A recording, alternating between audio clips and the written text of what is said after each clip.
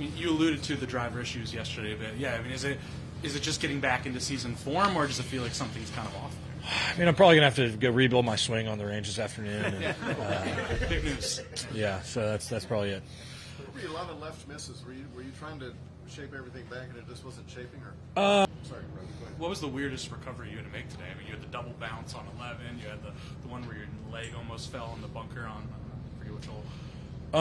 Yeah, I mean, probably the one on 4. Yesterday I had back-to-back shots where I didn't really have a stance in bunkers, and today I had another one where I had a really awkward stance. And I felt like that shot I hit on 4 was a really, really good shot for me to be able to kind of use my athleticism there, get the ball up on the green somehow, or get the ball up near the green somehow, and able to make, at the end of the hole what felt like a stress-free 4 after a good pitch, but there was definitely some stuff I had to figure out there in the middle. No, I mean, when you're hitting that many shots and just not having that day, is there almost like a comfort that you're in these uncomfortable positions pretty consistently, that you kind of feel confident going into it more? As you saved, 7 or 8 of them. I mean, I'd rather be in the middle of the fairway and putting from 10 feet for birdie. But that's part of the game. Over the 4 days of a tournament, you're gonna have days where you hit it great and days where you don't hit it as well. And today was a day where I didn't hit the ball as well as I would have hoped to. But overall, no bogeys, 3 birdies and an eagle. I scored really well today. Where did yesterday compare in terms of difficulty of rounds you've played? Was it anything like at Troon last summer? Was it anything like that? Or it wasn't as bad as Troon. Troon, there was a par 4 I didn't reach in 2. Yeah. And I'm not like a super long hitter. I'm also not necessarily short. So not being able to reach a par 4 in 2 is a little different. But I just think that's, this golf course, we kind of knew the conditions going into the round were going to be like that. I think you're able to prepare mentally.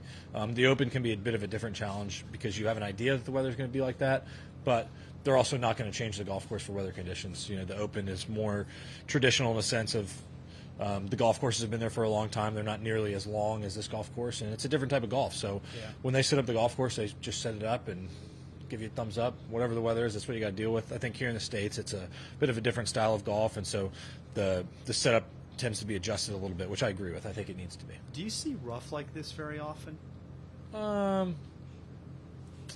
PGA Tour events typically have a good amount of rough. Not this high, but typically in a PGA Tour event, if you're not driving the ball in the fairway, you're going to be in trouble. I think more and more we see golf courses trying to challenge us in that way, and I think that's something that's good. I think you need to be rewarded for hitting good drives and punished for hitting bad ones. And this is a week in which, if you're out of the fairway, it's going to be pretty challenging. You mentioned your athleticism on that shot at 4. I'm just curious how you feel like that part of your game has come along in recent years, and how much you focus on that aspect. Obviously, we talk about your actual golf game a lot, but in terms of athleticism, what have you worked on?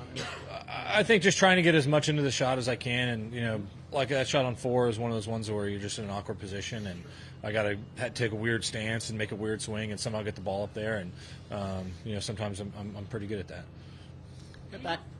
Kind of back up to Sunday at Phoenix. What did you learn about what happened on the back 9? Sometimes I think focusing too much on one thing can it's one of those deals. Did I learn much? Not really. I think I just had a bad 9 holes.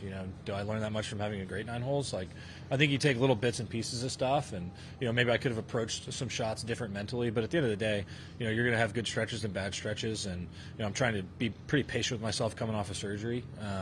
And holes like that, and stretches of golf like that are going to happen. That's part of kind of building back up from the stuff that I lost in the off season, and I feel like I'm getting better each day, and so hoping to continue to improve as I continue to play.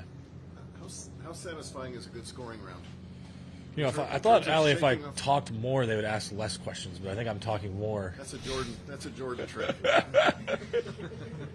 No, what do you got? In terms of coming off, trying to get rid of rust or whatever to put together a good scoring round, isn't that part of? Yeah, I love seeing that. Definitely. I felt like my short game the last couple weeks has not been nearly where it should be. I think I hit some shots around the green that were a little bit unusual for me, and this week I feel like, especially today around the greens, I was really good. And so I feel like those short little touchy shots are always the ones that are the last to come back after a longer layover, and it's nice to get those feels back. Can you tell us about your childhood? We'll save that one for the press conference next week.